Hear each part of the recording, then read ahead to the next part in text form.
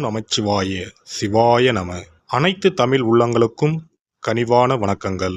குரு பகவானின் அதிசார பெயர்ச்சி. குரு பகவான் 12 ராசிகளுக்கும் அற்புதமான பலன்களை தன் ஸ்தான பலத்தாலும் அருட்பார்வையாலும் அள்ளி வழங்குபவர். அதனால்தான் குரு பார்க்க கோடி நன்மை என்பார்கள். குருவின் திருவருள் சகல மங்களங்களையும் சுபிட்சத்தையும் அளிக்கும். குரு பிரம்மா, குரு விஷ்ணு, குரு தேவோ மகேஸ்வரக, குரு சாஸ்தாத் பரபிரம்மா, தஸ்மை ஸ்ரீ குருவே நம என்கிற மந்திரத்தை சொல்லி குருவை வணங்க நன்மைகள் தேடி வரும். ஒரு ஜாதகத்தில் ஏராளமான தோஷங்கள் கெடுக்கும் நிலையில் இருந்தாலும் கூட அப்படி தோஷம் ஏற்படுத்தக்கூடிய கிரகத்துக்கு குருவின் பார்வையோ தொடர்போ இருந்தால் அது கெடுதல்களை செய்யாது என்பது சிறப்பு. அப்படிப்பட்ட குரு பகவான் ஆண்டுக்கு ஒரு முறை ஒரு ராசியில் இருந்து அடுத்த ராசிக்கு பெயர்வார். சில நேரங்களில் அதிசாரமாகவும் வக்கரமாகவும் முன்னும் பின்னும் உள்ள ராசிகளுக்கு குரு பகவான் சஞ்சாரம் செய்வதும் உண்டு. அந்த வகையில் தற்போது தன் பகை வீடான மிதுன ராசியில் சஞ்சாரம் செய்யும் குரு பகவான் அதிசாரமாக கடகராசியில் பிரவேசித்து உச்சமடைய போகிறார். வரும் அக்டோபர் மாதம் 18ஆம் தேதி கடகத்தில் பிரவேசிக்கும் குரு பகவான் டிசம்பர் 5ஆம் தேதி வரை அங்கேயே தங்கியிருந்து பலன் தரப்போகிறார். அதன் பின் வக்கரமடைந்து மிதுன ராசிக்கு திரும்புவார். இதில் குரு பகவானின் அதிசார காலம் மட்டும் என எடுத்துக்கொண்டால் 48 நாட்களுக்கு குரு கடகத்தில் பூர்ணமாக சஞ்சரித்து அற்புதமான பலன்களை தரப்போகிறார். அடுத்த ஆண்டு நிகழும் குரு பெயர்ச்சிக்கு பின்னர் ஓராண்டு உங்கள் வாழ்க்கை எப்படி இருக்கும் என்பதற்கான முன்னோட்டமாக இந்த 48 நாட்களும் அமையும் என்றால் அது மிக இல்லை. அந்த வகையில் இதில் அற்புதமான பலனை பெறப்போகும் ராசிக்காரர்கள் என்றால் முதலில் மிதுன ராசியை சொல்லலாம். ஜென்ம குருவாக இருந்தவர் தனஸ்தானத்துக்கு நகர்வது நல்ல மாற்றமாகும். கன்னி ராசிக்கு லாபஸ்தானத்தில் அமர்ந்து உற்சாகத்தை கொடுக்க போகிறார். விருச்சிக ராசிக்கு 9இல் அமர்ந்து ஆசுவாசப்படுத்தப் போகிறார். மகர ராசிக்கு 7இல் அமர்ந்து ஆனந்தமான வாழ்வை தரப்போகிறார். மீனராசிக்காரர்கள் கஷ்டங்கள் நீங்கி சுகமான வாழ்வை அனுபவிப்பார்கள். மற்றபடி தனகாரகரான குரு பகவான் உச்சம் அடைவதால் உலகெங்கும் பணத்தட்டுப்பாடு ஓரளவு நீங்கும். வாரா கடன்கள் வங்கிகளுக்கு அதிகம் வசூலாகும். மழையளவு உயரும். உணவுப் பொருள் உற்பத்தி அதிகரிக்கும். விருச்சிக ராசியை குரு பகவான் பார்ப்பதால் பூமி விலை உயரும். ரியல் எஸ்டேட் சூடுபிடிக்கும். மருந்து பொருட்களின் விலைகள் குறையும். குரு பகவான் மகர ராசியை பார்ப்பதால் அந்நிய முதலீடுகள் அதிகரிக்கும். குரு பகவான் மீனராசியை பார்ப்பதால் கல்வித்துறை நவீனமாகும். பதிப்பகத்துறை, கேட்டரிங், சட்டம், சிஏ, சிவில், ஆர்கிடெக்ட் துறைகள் வளர்ச்சியடையும். இந்த அதிசார பெயர்ச்சியால் உங்கள் வாழ்வில் வளமும் நலமும் செல்வ செழிப்பும் பெற்று வாழ்வில் உயரிய நிலையை அடைய எல்லாம் வல்ல எம்பெருமானை வேண்டி விரும்பி கேட்டுக்கொள்கிறேன். மிதுன ராசி அன்பர்களே, குரு பகவான் தற்போது ஜென்ம குருவாக ராசியிலேயே சஞ்சாரம் செய்து பலன் தருகிறார். இதனால் பெரும்பாலான மிதுன ராசிக்காரர்கள் என்ன வாழ்க்கை இது, நம்ம கையில் எதுவுமே இல்லை என்பது போன்ற தத்துவங்களை பேசிக்கொண்டு இருப்பார்கள். அவர்களுக்கெல்லாம் அக்டோபர் 18ஆம் தேதி முதல் டிசம்பர் 5ஆம் தேதி வரை பெரிய உற்சாகமான மாற்றத்தை தரப்போகிறார் குரு பகவான். குரு பகவான் உங்கள் ராசிக்கு 2ஆம் இடமான கடகத்தில் வந்து அமர்ந்து உச்சம் அடையப் போகிறார். இனி கவலைகள் எல்லாம் மறையும். பணவரவு அதிகரிக்கும். உடலில் பெரிய நோய் இருப்பது போன்ற கவலைகள் விலகி ஆரோக்கியமாக இருப்பதை உணர ஆரம்பிப்பீர்கள். குடும்பத்திலும் மகிழ்ச்சி நிறைந்திருக்கும். பெண்ணுக்கு வரன் தேடிக்கொண்டிருந்த அன்பர்களுக்கு நல்ல பலன் கிடைக்கும். நல்ல இடத்தில் மணமகன் அமைந்து கெட்டி மேளம் கொட்டும் வாய்ப்பு அமையும். இதுவரை நல்ல வேலை இல்லாமல் திண்டாடியவர்களுக்கு தகுதிக்கேற்ற நல்ல சம்பளத்துடன் கூடிய வேலை கிடைக்கும். நகைகள் வாங்க யோகம் வாய்க்கும். ராசிக்கு 6ஆம் வீட்டை குரு பகவான் பார்ப்பதால் பழைய கடனை அடைக்கும் வாய்ப்புகள் உண்டாகும்.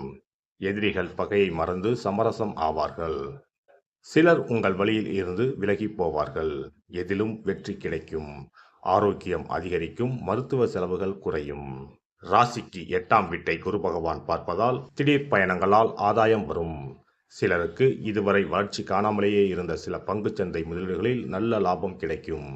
எதிர்பாராத வகையில் பணவரவு உண்டாகி உங்களை மகிழ்ச்சியில் ஆழ்த்தும். ராசிக்கு 10ஆம் வீட்டை குரு பார்ப்பதால் வேலையில் ஸ்திரத்தன்மை உண்டாகும். பணியில் உங்கள் கை ஓங்கும். வேலை வாய்ப்புக்காக காத்திருக்கும் அன்பர்களுக்கு நல்ல வேலை கிடைக்க வாய்ப்புண்டு. இருக்கும் வேலையில் இருந்து வந்த கருத்து வேறுபாடுகள் மாறும். முயற்சிகள் நல்ல முறையில் முடியும். அலுவலகத்தில் வரவேண்டிய சலுகைகள் கிடைக்கும். இழுபறியாக இருந்த பதவி உயர்வு, சம்பள உயர்வு கைக்கு வந்து சேரும். குறிப்பாக திருவாதிரை நட்சத்திரக்காரர்களுக்கு இந்த அதிசார குருபெயர்ச்சி காலம் பொக்கிஷமான காலமாக அமையும். மிதுன ராசிக்காரர்களுக்கு சனி பகவான் 10ல் அமர்ந்திருப்பதால் பணியிடத்தில் ஏற்பட்ட அவமானங்கள் இந்த காலகட்டத்தில் விலகி மரியாதையும் கௌரவமும் கூடும். நினைத்ததை நினைத்த வண்ணம் முடித்து காட்டி வெற்றி வாகை சூடுவீர்கள்.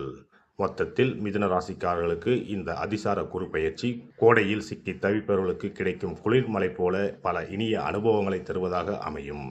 புதன்கிழமைகளில் விஷ்ணு ஆலயங்களுக்கு சென்று வணங்குங்கள். சன்னியாசிகள் மற்றும் வயது முதிர்ந்தவர்களுக்கு வஸ்திர தானம் செய்யுங்கள். வாழ்க்கையில் வளமும் நலமும் நீங்கள் எதிர்பார்ப்பதைப் போலவே அமையும். சிறப்பு தொகுப்பு: தோஷங்களை நீக்கும் கற்பூர பரிகாரம். வாஸ்து சாஸ்திரங்களின்படி வாழ்க்கையில் மகிழ்ச்சியையும் செழிப்பையும் கொண்டு வர பல வழிகள் உள்ளன. வருமானம் பெருக, வீட்டில் உள்ள கண் திருஷ்டி நீங்க, வேலை கிடைக்க, பல சுப பலன்கள் கிடைக்க சிறு விஷயம் செய்தால் எல்லாம் நல்லபடியாக நடக்கும். வாஸ்துப்படி கற்பூரம் மற்றும் கிராம்பு எரிப்பது பல பிரச்சனைகளை சமாளிக்கும். இரவில் கிராம்பு வைத்து கற்பூரம் கொளுத்துங்கள். ஆசைகளை நிறைவேற்றும் சக்தி கற்பூரத்திற்கு உண்டு. உங்கள் விருப்பம் நன்றாக இருந்தால் அது நிச்சயம் நிறைவேறும். பண பிரச்சனைகளில் இருந்து விடுபட சனிக்கிழமை இரவு படுக்கைக்கு செல்வதற்கு முன் கிராம்பு மற்றும் கற்பூரத்தை வெள்ளி கிண்ணத்தில் எரிக்கவும். இப்படி செய்தால் பண பற்றாக்குறையை போக்கலாம். வீட்டில் உள்ள எதிர்மறை சக்தியை விரட்ட கற்பூரம், கிராம்பு மற்றும் ஏலக்காய் நன்றாக வேலை செய்யும். இவை தீய சக்திகளை வீட்டில் இருந்து விலக்கி வைக்கும். கற்பூரம், 5 ஏலக்காய், 5 கிராம்பு ஆகியவற்றை ஒரு பாத்திரத்தில் எடுத்து எரிக்கவும். முதலில் பூஜை அறையில் வைத்து எரித்துவிட்டு அந்த புகையை வீட்டின் மூலை முடுக்கெல்லாம் பரவவிட வேண்டும். இவ்வாறு செய்வதன் மூலம் வீட்டில் அமைதி உண்டாகும். கண் திருஷ்டி நீங்கும். எதிர்மறை ஆற்றல்கள் அகற்றப்படும். வீட்டில் இருப்பவர் மீது தீய பார்வை இருந்தால் அது நீங்கும். இவற்றை எரிப்பதன் மூலம் வீட்டில் உள்ள எந்த நோய்வாய்ப்பட்ட நபரின் உடலில் இருந்தும் அந்த பிரச்சனைகள் நீங்கும். ஆரோக்கியம் மேம்படும். சனிக்கிழமை அன்று மாலை வீட்டில் கிராம்பு மற்றும் கற்பூரத்தை எரிப்பது குடும்ப உறுப்பினர்களுக்கு மகிழ்ச்சியையும் அன்பையும் தரும். எல்லோரும் மகிழ்ச்சியாக இருப்பார்கள். எதிரிகளிடமிருந்து விடுபடுவார்கள்.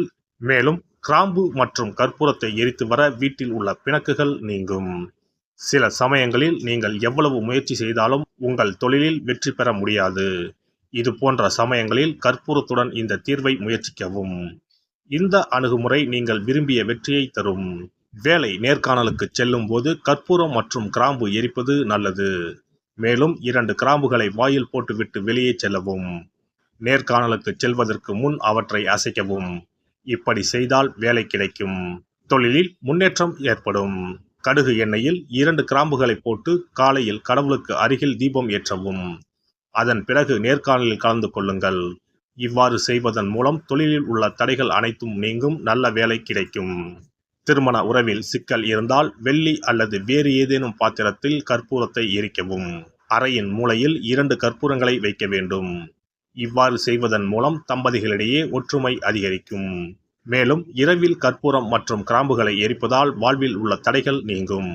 6 கற்பூரம் மற்றும் 36 கிராம்புகளை எடுத்து வீட்டில் தூவி வர உங்கள் திருமண வாழ்க்கையில் உள்ள தடைகள் நீங்கும். எந்த ஒரு பரிகாரமாக இருந்தாலும் அதை முழு மனதோடு தெய்வ நம்பிக்கையோடு தொடர்ந்து செய்து வந்தால் மட்டுமே பலன் கிடைக்கும். எனவே நம்பிக்கையோடு செய்து பலனை பெறுங்கள். நல்லதே நடக்கும். எல்லாம் வல்ல இறையருளால் நீங்களும் உங்கள் அன்பு குடும்பமும் உடல் நலம், நீளாயுள், நிறை செல்வம், உயர் புகழ், மெய்ஞானம் ஓங்கி வாழ்க வளமுடன். இந்த வீடியோ பதிவு உங்களுக்கு பிடித்திருந்தால் லைக் பண்ணுங்க, கமெண்ட் பண்ணுங்க, ஷேர் பண்ணுங்க. மறக்காம சப்ஸ்கிரைப் பண்ணுங்க. பக்கத்துல இருக்கிற பெல் பட்டனை கிளிக் பண்ணுங்க. நன்றி, வணக்கம். ஓம் நமச்சிவாய. சிவாய நம.